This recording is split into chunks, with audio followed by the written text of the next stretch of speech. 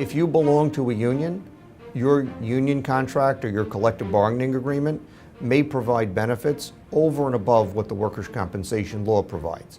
So in addition to filing for workers' compensation, you should also call your union and tell them you were injured on the job to find out whether your union contract or collective bargaining agreement provides benefits additional to the ones that the workers' compensation law provides.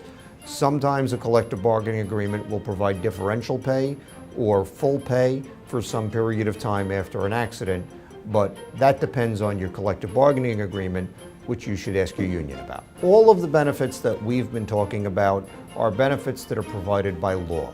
The workers' compensation law provides certain minimum benefits that all employers must provide. Some employers have employment policies, or some people belong to unions that are covered by collective bargaining agreements, and the employment policies or the collective bargaining agreement may provide additional benefits over and above the benefits that the workers' compensation law provides.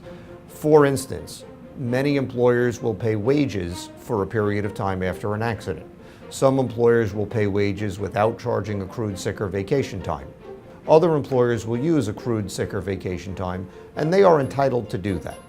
If the employer pays someone their salary while they're out of work from an on-the-job injury or disability, the workers' compensation checks will go to the employer to reimburse the employer for the wages paid instead of to the worker.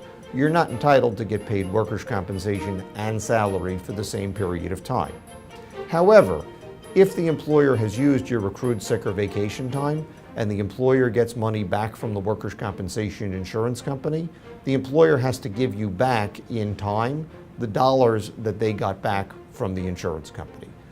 For example, if you earn $900 a week and you're out of work for 5 weeks and the workers' compensation award is $600 a week and it goes back to the employer would have to give you back 2/3 of your time because the employer got back $600 a week for every week that it paid you $900 a week. Some employment policies or some collective bargaining agreements provide for differential pay, where the injured person gets workers' compensation and then the employer pays them some additional money on top of that to bring them back up to their full salary payment. Sometimes the difference between employment policies and the workers' compensation law goes the other way. For instance, the workers' compensation law gives you 30 days to notify the employer about an accident.